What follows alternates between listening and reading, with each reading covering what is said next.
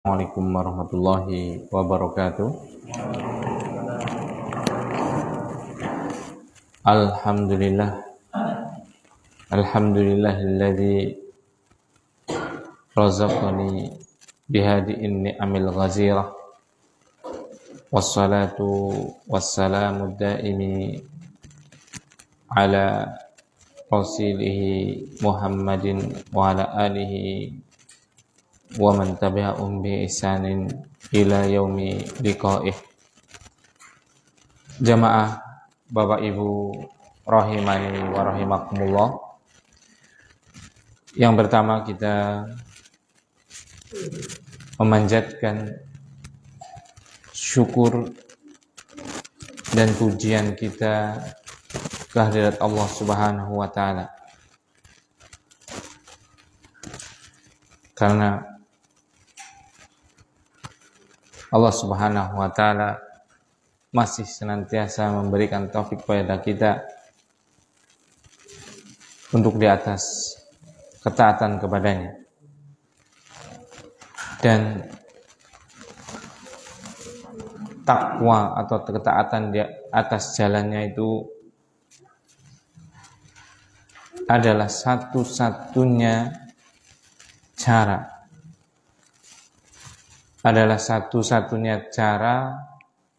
agar kita selamat di dunia kemudian di akhirat kelak, dan tidak ada cara yang kedua apalagi ketiga dan keempat. Hanya dengan tawakal kepada Allah Subhanahu wa taala seorang hamba itu akan selamat di dalam dunia dan akhiratnya.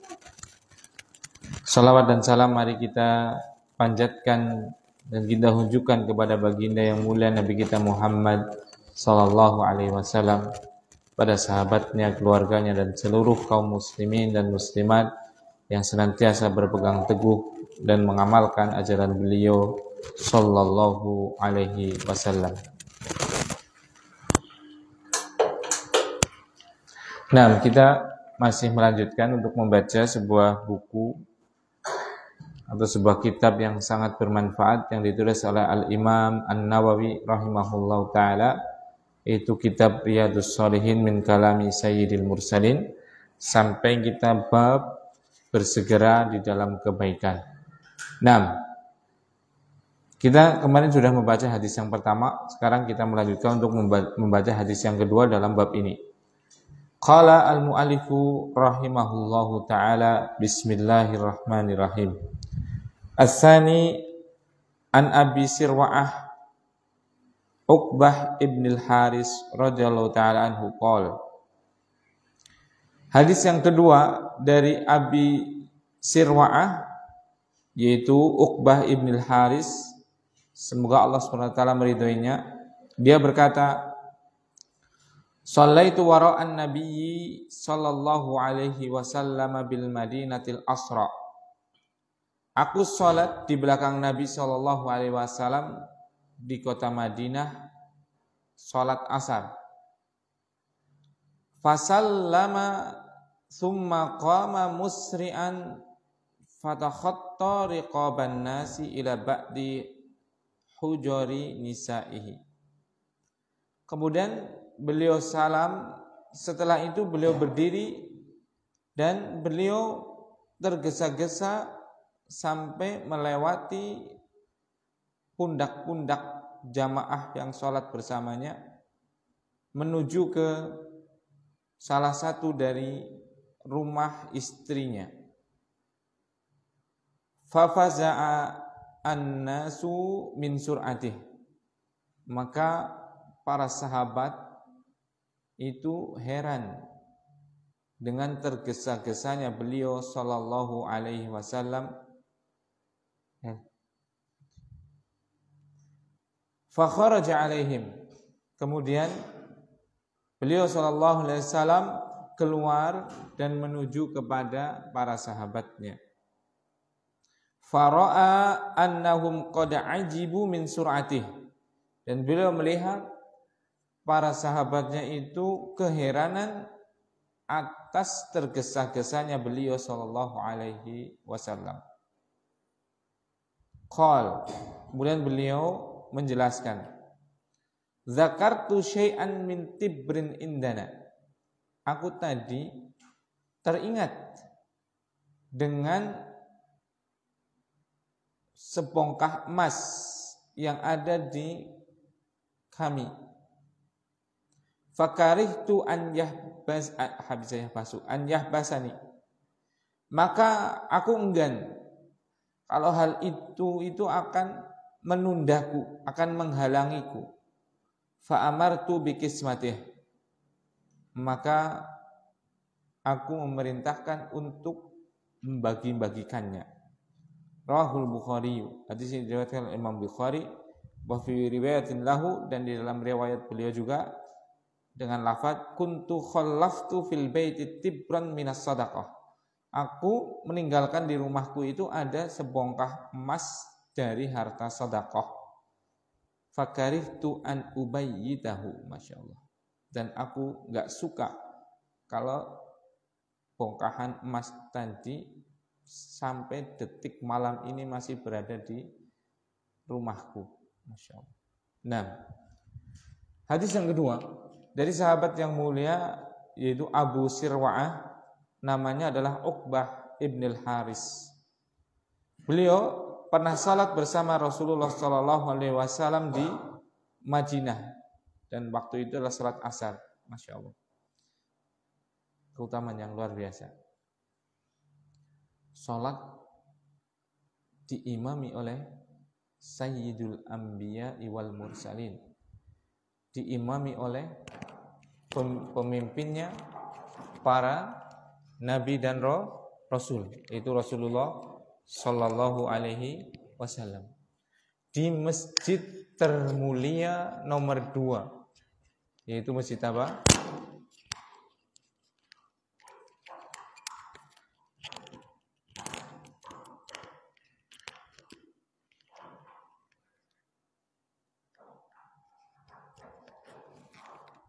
Yaitu Masjid Nabawi.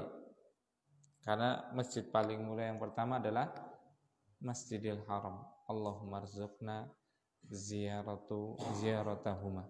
Semoga Allah memberikan kita rezeki untuk bisa berziarah ke dua masjid tadi. Allahumma amin. Dan sholat di sana itu, di Masjid Nabawi itu 100 kali daripada apa? Sholat di masjid biasa, ganjarannya seperti itu, keutamaannya. Barakallahu fiik. Makanya mereka para sahabat itu tidak mungkin dikejar kebaikannya. Makanya Rasulullah SAW sampai bersabda, kalau kalian bersedekah 1 gunung Uhud emas, itu enggak akan pernah sampai 1 mudnya sahabat, 1 genggaman tangannya sahabat. Wala nisfahu, tidak pula separuhnya. Seperti itu. Ya, karena tadi keutamaan membersamai Rasulullah Sallallahu Alaihi Wasallam itu adalah keutamaan yang paling utama bagi umat ini. Tidak ada keutamaan lebih tinggi daripada itu. Nah, dan beliau ikut sholat Nabi SAW dalam sholat asar. Kemudian setelah beliau salam Sallallahu Alaihi Wasallam, beliau segera berdiri dan tergesa-gesa sampai beliau melewati pundak-pundaknya para sahabat untuk menuju ke salah satu dari apa? Rumah istrinya. Seperti itu. Jadi di sini menunjukkan bahwasanya barakallahu fiik, setelah sholat itu sebenarnya boleh kita langsung berpaling, maksudnya pergi dari sholat kita. Walaupun disunahkan setelahnya adalah membaca dzikir-dzikir yang warid seperti istighfar, astagfirullah, astagfirullah, astagfirullah, Allahumma antas salam. Kemudian apa? Takbir, tahmid, tasbih 33 seperti itu. Membaca ayat kursi, membaca salasah kul seperti itu. Kemudian doa juga boleh. Kalaupun tidak ada keperluan maka langsung pun enggak mengapa. Seperti ini Rasulullah SAW melakukan hal tersebut. Nah, Beliau tapi kalau sebelum sholat itu nggak boleh. Karena Rasulullah Shallallahu Alaihi Wasallam itu pernah pada waktu khutbah itu beliau melihat ada seorang sahabat yang ingin dapat shaf awal. Kemudian apa? Digerangi apa? Sing wis pada tekan disit seperti itu. Maka Rasulullah SAW sebagaimana lewat Nasai, ijlis seperti itu. Duduklah. Kamu duduk. Jangan apa? Loncati teman-temannya. Tapi kalau setelah salatnya sudah selesai seperti itu, maka Rasulullah SAW pernah melakukannya dan perbuatan Rasulullah SAW itu merupakan apa? Dalil. Karena itu berupa hadis. Karena hadis itu bukan cuma ucapan, tapi hadis adalah setiap segala sesuatu yang datang dari Rasulullah SAW min qaulin, baik dari ucapan beliau, au fi'lin, dari perbuatan beliau, au takririn, dari apa? Persetujuan beliau sallallahu alaihi wasallam. Nah, seperti itu. Nah, kemudian beliau tergesa-gesa untuk segera menuju ke salah satu daripada apa? Rumah istrinya. Jadi memang ini adalah sunnah Rasulullah SAW dan syariat Islam bahwasanya memiliki istri lebih dari satu adalah disunahkan, terlebih di zaman seperti ini. Mas Saiful langsung nyengir kalau ngomong ta'addud itu ya, Masya Allah. Kenapa? Karena memang secara kauniyah, secara ketetapan Allah yang pasti, jumlah wanita itu memang lebih banyak daripada jumlah laki-laki. Seperti itu. Terlebih kalau laki-laki itu adalah laki yang soleh, mampu, memiliki ilmu dan yang lainnya, ini sangat disunahkan untuk apa? Poligami. Sangat disunahkan. Untuk apa? Untuk menciptakan generasi kaum muslimin yang berkualitas. Seorang suaminya dia mempunyai ilmu, kemudian apa? Mempunyai kekayaan dan yang lainnya seperti itu, ba'ah istilahnya, mempunyai kemampuan, maka sangat ditekankan. Seperti itu. Karena apa? Kita butuh generasi yang dilahirkan dari apa? Seorang suami yang baik, apalagi dia mempunyai kemampuan seperti tadi. Dan para sahabat itu namanya nikah 1, 2, 3, 4 itu sudah hal yang lumrah. Bukan hal yang tabu. Sekarang aja dibikin tabu. Karena hal itu di negeri Muslim, agar jumlah kaum muslimin sedikit. Antum lihat itu di negara yang lain tuh. Dikasih sama negara itu kalau mau apa? Nikah. Kalau mau nikah loh, apalagi nikah lagi gitu. Antum lihat di Rusia, antum lihat di Jepang itu. Baca beritanya itu. Seperti itu. Kalau di negara muslim, wow. Itu dibikin dalam seluruh segmen, mau dari guyonan, mau dari seriusan, mau dari apapun, itu kalau bisa itu jangankan nikah 2 atau 3, anak aja dibatasi, seolah-olah anak 2 itu bagus gitu. Seolah-olah anak 2 itu adalah yang paling bagus. Karena tadi ada maksud untuk apa? Mengurangi populasi kaum muslimin. Dan kita jangan mau seperti itu. Kita jangan mau. Bikin anak. Setiap anak itu rizkinya bukan di kita kaum muslimin. Rizki anak, rizki kita itu di tangan Allah Subhanahu wa ta'ala. Bisa jadi tatkala satu anak kita susah itu. Tatkala lahir anak kedua, malah kita jadi mudah. Karena apa? Kita menjadi sebab. Bukan kita yang memberi rizki untuk anak kita, bukan. Kita menjadi sebab untuk apa? Rizki anak kita menjadi lewat gitu loh, jalan gitu loh. Otomatis rizki kita bertambah. Coba saja sih, antum dulu waktu anaknya 1 ya seperti itu, anaknya 2 ya seperti itu juga kan, anaknya 3 ya seperti itu juga, biasa-biasa aja, nggak ada yang berubah kan.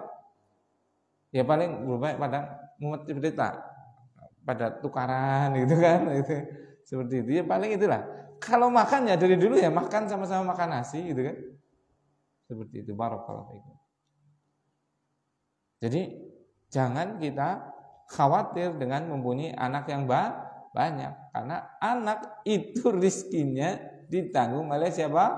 Allah Subhanahu wa taala. Bahkan tatkala anak itu sudah memiliki ruh dan memiliki jasad, walaupun jasadnya baru segumpal daging, yaitu usia 4 bulan kandungan, itu Allah Subhanahu wa taala telah mengutus pada janin tersebut seorang malaikat. Kemudian dicatat apa? Rizkinya, amalnya, kebahagiaan dan sengsaranya. Itu semua sudah ditulis itu. Semuanya sudah ditulis. Seperti itu. Makanya barakallahu fikum, kadang guyonan itu ya, guyonan ini. Jangan khawatir kalau jenengan nanti kayak kan takutnya saya meninggal, anak saya banyak, bagaimana ya? Justru kalau jenengan meninggal bisa jadi apa? Anak jenengan lebih kaya daripada sekarang. Karena apa? Bojone jenengan apa? Darah wong sing lebih sugih, misal gitu bisa aja gitu kan. Siapa tahu ya kan? Karena kita itu apa? Bukan apa? Bukan yang memberikan rezeki apa? Anak kita. Kita hanya perantara. Dan perantara itu bisa lewat kita, bisa lewat orang lain, bisa lewat siapapun. Ditutup kalau sahal. Kalau anak itu misalnya nggak ada bapaknya, mungkin ada kakeknya. Nggak ada kakeknya, mungkin ada pamannya, ada pak adiknya, atau siapapun lah. Seperti itu. Barakallahu fiik. Nah, itu sih bocil-bocil. Tutup hil, apa jadi nggak konsentrasi nih. Yang rapat itu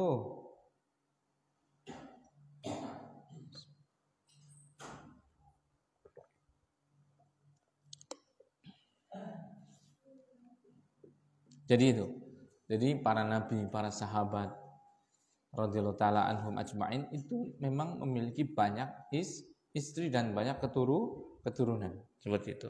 Nah, fafazi an-nasu min sur'atihi, maka para sahabat itu keheranan, kok Rasulullah SAW itu cepat sekali.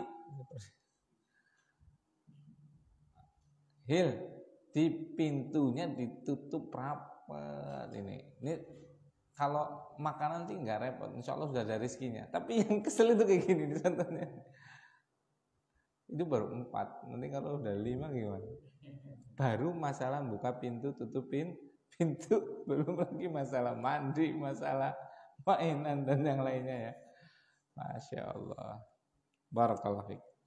Nah, maka para sahabat pun sangat keheranan dengan apa? Tergesa-gesanya Rasulullah Shallallahu Alaihi Wasallam. Maka Rasulullah SAW keluar menemui mereka lagi. Tatkala apa? Melihat para sahabat itu apa? Keheranan.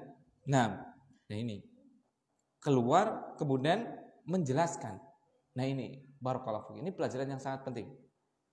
Jadi jangan biarkan orang itu memiliki prasangka pada kita. Terangkan kalau ada segala sesuatu. Ini Rasulullah SAW melihat para sahabatnya apa? Kebingungan. Ini kenapa? Ada apa? Itu kan banyak pikiran, banyak prasangka, banyak praduga, ya kan? Maka Rasulullah SAW itu tidak mendiamkan mereka dalam prasangka, dalam praduga, menjelaskan. Ini penting. Maka orang itu enak itu belaka suta. Kalau orang Banyumas, terbuka apa adanya aja sudah. Mungkin awalnya memang nggak enak karena jujur, tapi kesudahannya itu baik. Seperti itu. Orang jujur kan, orang jujur itu berarti dia nggak menginginkan kecuali kebaikan. Seandainya dia nggak menginginkan kebaikan, pasti dia akan apa? Menutupi, berbohong dengan apa yang ada pada dirinya. Bukti dia itu menginginkan kebaikan adalah dia terbuka. Walaupun kelihatan di depannya itu seolah-olah apa? Disiplin, tegas, galak atau yang lainnya. Ya tidak. Tapi hakikatnya itu adalah apa? Orang yang menginginkan apa? Kebaikan. Buktinya apa? Dia terbuka. Tidak ada yang disembunyikan. Itu. Berarti dia memang apa? Kalau ada yang baik, yaitu dari Allah. Kalau ada yang salah, ya siap untuk diluruskan. Itu. Makanya sifat jujur, barakallahu fikum, itu sifat yang betul-betul sangat dipuji dalam syariat Islam dan sangat dimotivasi agar kaum muslimin itu betul-betul jujur. Nah ini melihat para sahabatnya itu dalam berprasangka ada apa ini, kenapa ini seperti itu, maka Rasulullah SAW keluar untuk menerangkan, masya Allah. Itu. Jadi kalau ini dipraktekkan dalam seluruh kehidupan, misalnya dalam rumah tangga, istri curiga, ada curiga apa misalnya, jeneng sih, tumben bali wengi, kangen di, istri ya wajar, cemburu itu kan. Kalau nggak cemburu malah yang nggak wajar gitu kan. Seperti itu. Sing lanang metu meneng bae, sing lanang lagi pacaran karo tanggane, sing nengu mah ora takon, ora cemburu apa, jebulane lu pada bae. Cuma lewat video call. Bismillah, naudzubillah. Kalau salah satu pasangan, mau itu suami atau mau itu istri, ada cemburu, berarti hal yang sangat wajar. Bahkan kalau nggak ada, itu yang harus jadi permasalahan, dipermasalahkan seperti itu. Berarti jangan-jangan mau ora seneng, wong ora seneng kan bodoh temen nih, ablu yang ana, Bali yang ana, ya. Bali ya tertakoni, ora Bali ora tertakoni, gitu kan? Kan wis ora seneng ya gitu loh. Tapi kalau kita pulang kemalaman terus ditakoni, kangen ndi sih Mas, subhanallah. Jangan ditanggapi dengan negatif. Wong modun, lanang lunga sebelo beroleh. Jangan seperti itu. Justru itu karena apa? Dia sayang sama kita. Maras. Jebulannya mbok wis nikah siri kalau tangga desa ya kan repot ya. Itu bagus itu seperti itu. Nah, cuma nanti kalau ada kayak tadi, kalau ada prasangka praduga, perlunya kita menerangkan. Perlunya kita menjelaskan biar jadi tidak ada prasangka lagi. Karena hidup dalam prasangka itu enggak enak. Seperti itu. Mendingan kita sampaikan di depan daripada grundeling buri. Kan seperti itu. Ngomong aja seperti itu. Ya seperti ini. Enggak ya sudah, enggak apa-apa. Gitu kan enak seperti itu kan. Yang penting cara menyampaikannya baik. Ini sudah dicontohkan oleh Nabi kita Muhammad SAW. Yaitu kalau melihat para sahabatnya itu ada prasangka, ada ini dan itu seperti itu, maka beliau SAW keluar kemudian menjelaskannya. Nah, fara'a annahum qad ajibu min sur'atihi, dan melihat mereka para sahabat itu keheranan karena sebab tergesa-gesanya beliau. Maka Rasulullah SAW berkata, beliau berkata untuk menjelaskan. Zakartu syai'an min tibrin indana. Aku itu tadi setelah selesai sholat, aku itu keinget dengan ada sebongkah atau bagian emas lah seperti itu di rumahnya. Nah itu ya. Ini penting pelajaran public speaking atau apalah seperti itu ya. Muamalah. Jadi pentingnya kita menerangkan kepada perkara yang belum kita yang menjadikan kita itu ada prasangka. Sahil, Suli di belakang. Jangan mainan baik no. Kalau enggak duduk yang baik. Nih, kasih bonus. Es teh. Tapi jangan ribut. Ini pelan-pelan, karena bawa. Nah, barakallahu fiik.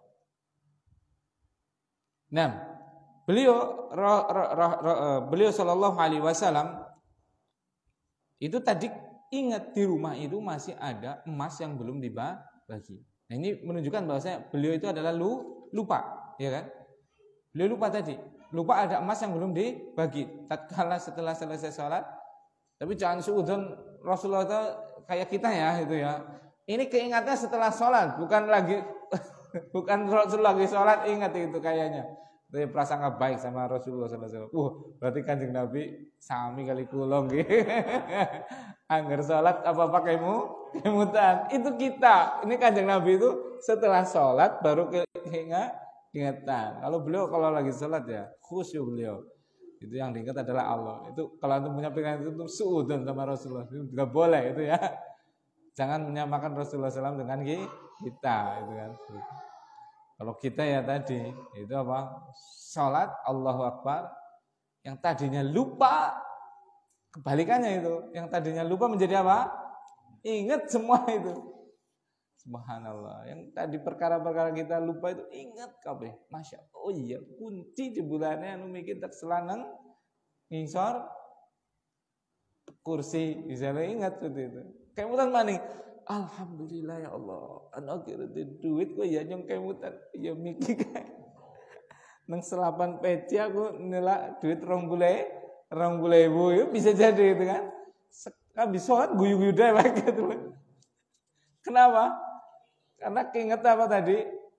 Sahel. Keluar.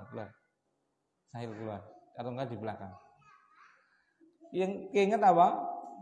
Keinget uang, bisa gara duit, sembayang Allahu Akbar, kemutan apa? Ada uang di selapan apa?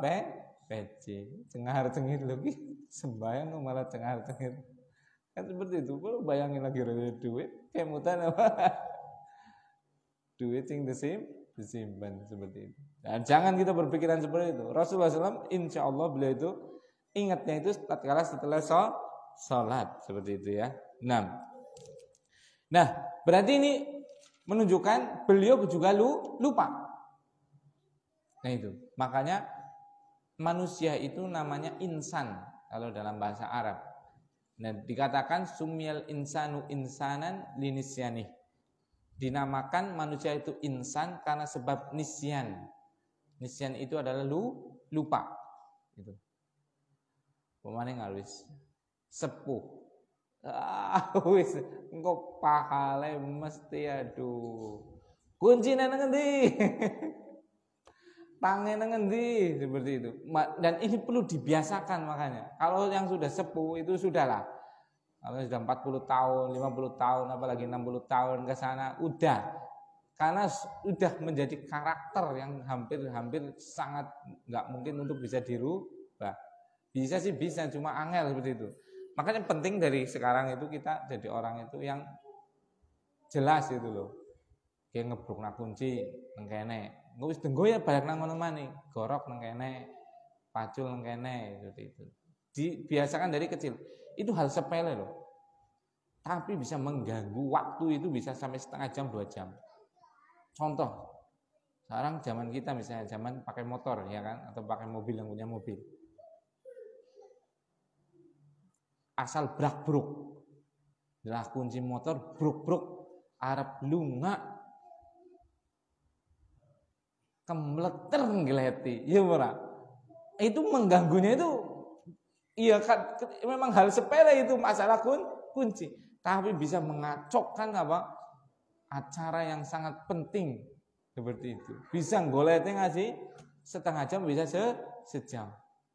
Nek keperluannya adalah ketemu sama orang penting atau klien atau apa kan, aduh kacau itu gara-gara apa?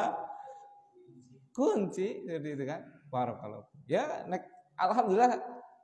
Makanya yang ditakdirkan dari orang itu biasanya bukan orang yang secara ekonomi itu mapan. Makanya urusannya urusan yang sepele lah. Itu Gusti Allah itu adil, masya Allah. Ya kayak kita lah, petani, peternak gitu kan. Kehilangan kunci motor ya wis nggak urgent itu. Tapi kalau misalnya konglomerat itu, kehilangan kunci, aduh. Waktu setengah jam itu bagi mereka itu udah urgent sekali ya kan. Makanya mereka itu nggak pernah ada masalah di kunci itu nggak ada, karena hidupnya sudah tertib. Balasan dari hidup tertib itu apa? Mereka menjadi orang yang sukses. Makanya coba ada nggak kira-kira Khairul Tanjung itu kemleter ngeleti kunci ada rapat? Ya ada. Kenapa? Karena kunci pasti sudah urusan kunci udah beres. Urusan yang kecil-kecil sudah beres. Mereka urusannya yang besar. Makanya itu. Jangan remehkan perkara yang kecil. Karena perkara yang besar itu adalah setelah urusan kecil kita selesai. Lah ora apa-apa iki ora penting. Itu sudah tampang calon wong ora sukses gitu. Keton itu. Ora apa-apa lho kok ibu iki anu sepele buku lah. Ya, itu. Yang sepele aja bisa enggak tertib. Apalagi nanti kalau diberi amanah yang besar. Itu barakallahu fikum. Makanya kita biasakan hal-hal yang kecil itu bisa apa? Diselesaikan dengan baik.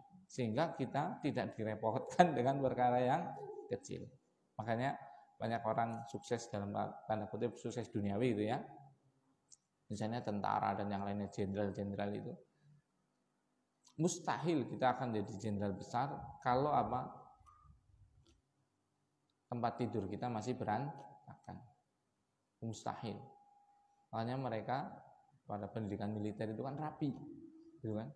Masalah ranjang itu sudah bersih terlebih dahulu. Kalau enggak itu ada hukuman yang keras gitu kan. Kena sit up atau push up atau yang lainnya seperti itu. Nah itu. Jadi Rasulullah SAW itu mengajarkan kepada kita untuk tadi, yaitu betul-betul apa? Disiplin. Tapi ya sudah sedisiplin-disiplinnya beliau namanya manusia. Itu juga lupa. Sebenarnya kalau beliau itu melakukan hal yang seperti itu sebenarnya untuk mengajarkan kepada kita bahwasanya menerangkan itu ada penerangan bahwasanya beliau itu manusia gitu loh. Sebenarnya bisa Allah menakdirkan dan bisa karena beliau itu orangnya disiplin sekali seperti itu. Bisa beliau itu nggak lupa memang bisa. Tapi ini menunjukkan sebagai apa? Sifat basyariah, sifat sebagai kemanusiaannya Rasul. Rasul itu manusia. Tidak ada sedikit pun dalam jasad Rasulullah SAW itu sifat ketuhanan. Nggak ada sedikit pun. Nggak ada. Makanya Rasulullah SAW seperti kita semua. Yaitu apa? Kadang lupa. Ngantuk, tidur, makan, minum, jalan-jalan, ke pasar dan yang lainnya. Itu pasti. Makanya Allah Subhanahu wa taala itu sampai menerangkan tentang hal tersebut. Yaitu dalam firman-Nya Qul, diperintahkan ini oleh Allah Subhanahu wa taala. Katakan wahai Muhammad, la aqulu lakum indi khazainullah. Aku tidak pernah mengatakan pada kalian aku itu memiliki perbendaharanya Allah Subhanahu wa taala. Wala a'lamul ghaiba. Tidak pula aku itu mengetahui ilmu yang gaib. Tidak beliau, enggak sedikit pun ilmu gaib Rasulullah SAW mengetahuinya, tidak sedikit pun. Wala aqulu lakum inni malak. Tidak pula aku mengatakan apa? Aku ini adalah apa? Malak. Aku itu adalah malaikat. Seperti itu. Kemudian dalam surat Al-Kahfi ayat 10 lebih ditegaskan lagi. Kul, katakan wahai Muhammad, katakan kepada manusia semuanya, innama ana basyarum mislukum. Sesungguhnya aku itu adalah manusia. Bahkan ditegaskan lagi, mislukum, seperti kalian. Seperti kalian persis. Ya makan, ya tidur, ya minum, ya ngantuk, ya sakit, ya semuanya. Apa yang dialami oleh manusia itu Rasulullah SAW sama persis, gak ada yang berbeda. Yang berbeda cuma satu, yaitu apa? Yuha ilayya. Itu perbedaannya di situ aja. Kecuali aku ini diwahyukan kepadaku. Berarti maksudnya apa? Yang membedakan aku dengan kalian itu cuma satu, yaitu apa? Wahyu. Beliau nggak tahu yang gaib sebagaimana apa? Kita tidak tahu yang gaib sama. Cuma Allah menghabarkan beliau, mewahyukan terhadap beliau. Nah itu aja. Perbedaannya di situ, nggak ada yang lain. Makanya nggak boleh kita itu adalah meminta kepada Rasulullah Sallallahu Alaihi Wasallam, berdoa kepada Rasulullah Sallallahu Alaihi Wasallam. Tidak boleh berdoa kepada Allah, meminta kepada Allah seperti itu. Inilah tauhid. Itu betul-betul mengesahkan Allah, tidak menyekutukannya dengan sesuatu pun. La malakun muqarrabun wala nabiyyun mursalun. Tidak dengan malaikat yang didekatkan atau nabi yang diutus. Apalagi bukan malaikat, apalagi bukan nabi. Kita meminta, kita berdoa, kita mohon perlindungan dan yang lainnya, itu lebih tidak boleh. Nah itu. Jadi beliau tadi ya lupa di rumahnya itu ada sesuatu yang tertinggal yang belum bagikan. Nah, maka beliau menjelaskan. Fakarihtu an yahbasani. Maka aku enggak suka hal itu nanti bisa apa? Menghalangiku. Maksudnya menghalangi apa? Ya tadi, menghalangi aku nanti dihisab. Karena saya belum menyampaikan amanat. Masya Allah. Ini betapa amanahnya Rasulullah Shallallahu Alaihi Wasallam. Makanya harus kita itu menjadi orang yang amanah, yang menyelesaikan apa yang menjadi kewajiban kita. Nah, apalagi di zaman sekarang, terutama hutang. Zaman sekarang adalah masalah hutang. Hutang itu adalah amanat, kewajiban yang harus kita tunaikan. Jangan kita menunda-nunda hutang. Itu kezaliman yang sangat luar biasa.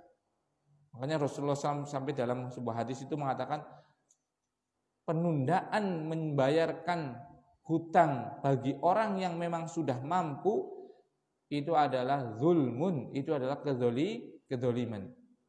Seperti itu. Dan sekarang itu orang banyak loh. Sebenarnya sudah ada, karena belum ditagih, eman-eman, diputer lagi. Gara-gara belum ditagih. Akhirnya apa? Uangnya itu buat modal lagi, diputarkan lagi. Wis ditagih be, ngojit, anggar sih bisa nunda tak tunda. Engko ya.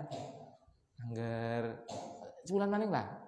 Dan dia enggak yang minta piutangnya tadi enggak marah, itu malah dia senang.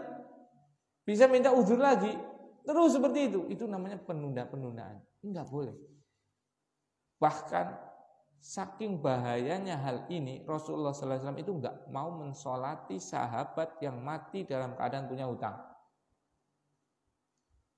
Ada suatu saat itu sahabat yang meninggal kemudian didatangkan kepada Rasulullah SAW. Kemudian Rasulullah SAW bertanya, apakah dia punya hutang? Jawabannya iya. Maka apa? Rasulullah SAW saya enggak mau mensolatinya. Kemudian berkata kepada para sahabatnya yang lain, solati itu, solati teman kalian, ya karena dia masih muslim. Tapi Rasulullah nggak mau menyolati loh, gitu. Nggak mau apa? Menyolatinya. Sampai berdiri Abu Qatadah itu. Saya ya Rasulullah yang akan menjamin apa? Utangnya si fulan tadi.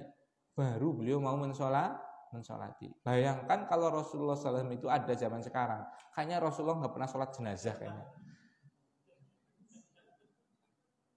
Wah, Kanjeng Nabi mboten nate sholat jenazah. Ya iya, wong mati kaya jenengan kabeh kok. Kabeh mati diutang kabeh seperti itu kan? Seperti itu. Si fulan meninggal, ting Kanjeng Nabi mboten rawuh. Si fulan meninggal malih, mboten rawuh malih. Fulana meninggal mboten rawuh malih. Lah kenapa? Umat itu ahli utang kabeh sih iki kok. Seperti itu. Iya enggak? Siapa coba dari kita yang di sini enggak punya utang coba? Aduh, repot itu. Makanya enggak ada tampang kita itu. Jenengan itu tampang sahabat itu enggak ada blas itu sudah. Seperti itu. Aduh itu. Nanti yang disalahkan Kanjeng Nabi itu ya. Ya Allah, jere Nabi tapi ora tuh salat jenazah. Lah wong umat kaya gitu kan. Seperti itu. Masya Allah. Itu Nabi sallallahu alaihi wasallam. Itu enggak mau mensolati sahabatnya yang mati dalam keadaan punya hutang kecuali ada yang siap untuk apa? Menanggungnya. Baru beliau mau. Berarti ini menunjukkan apa? Betapa Rasulullah SAW itu apa? Memerintahkan untuk apa? Menunaikan amanat, terutama hutang piutang. Nah, Rasulullah SAW mencontohkan ini.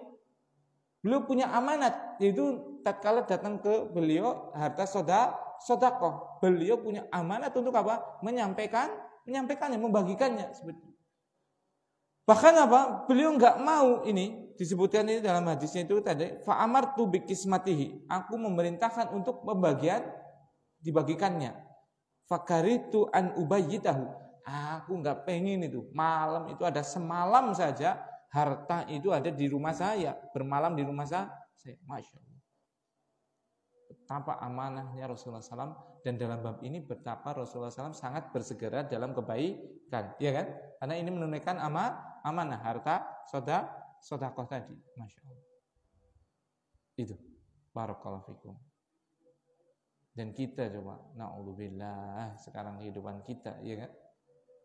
Butuhnya siapa, deketengi, bang. Seperti itu. Yang saya khawatirkan itu para itu loh, para pejabat-pejabat, moga-moga denger ini, para pejabat-pejabat yang utang itu loh. Bayangkan itu, kan kita nggak minta utang kan, yang utang dia kan. Ngeri sekali itu. Itu bukan ini sahabat yang meninggal ini, dia itu karena punya utang 3 dinar. 1 dinar itu 4/4 gram emas murni. Berarti sekitar 4.250.000 lah kalau sekarang. 1 gramnya misalnya murni 1 juta. Jadi 4.250.000 kali 3 sekitar 12.750.000. Punya utang segitu. Bayangkan kalau utangnya adalah 7.000 triliun. Bukan nggak mau sholati mungkin, malah diapain mungkin itu kan, seperti itu. Barakallahu fikum. Makanya hati-hati perkara hutang ini. Makanya kita berlindung kepada Allah Subhanahu wa taala dari terlilit hutang. Jangan sampai kita meninggal kita dalam keadaan masih punya hutang, seperti itu. Nah, barakallahu fikum. Ini yang bisa saya sampaikan. Mohon maaf kalau ada tutur kata yang kurang berkenan. Ringkasannya, bahasanya dalam hadis yang kedua tentang bab bersegera dalam kebaikan tadi, setelah sholat Rasulullah SAW itu bersegera menuju ke rumah dan beliau melewati pundak-pundak para sahabat. Jadi di sini boleh kita melewati pundak orang tatkala ada kebutuhan yang segera, begitu kan. Tapi hal itu kalau setelah sholat, kalau sebelum sholat itu nggak boleh, karena untuk menghormati siapa yang datang terlebih dahulu. Kalau mau di depan ya datangnya yang lebih segera, lebih awal. Nah, kemudian tadi para sahabat itu sangat keheranan dengan tergesa-gesanya Nabi SAW. Maka Nabi SAW segera menjelaskan. Ini pentingnya kita menjelaskan suatu perkara yang menjadi yang menjadi sebab prasangka dan praduga, agar tidak saling berprasangka dan tidak saling berpraduga. Kemudian beliau menjelaskan bahwasanya tadi ada harta sedekah berupa emas yang belum dibagikan, maka beliau nggak suka sampai bisa harta tersebut dalam malam itu bermalam di rumah beliau. Jadi beliau sangat amanah, beliau sangat bersegera di dalam kebaikan. Nah, subhanakallahumma bihamdika asyhadu an la ilaha illa anta astaghfiruka wa atubu ilaik. Assalamualaikum warahmatullahi wabarakatuh.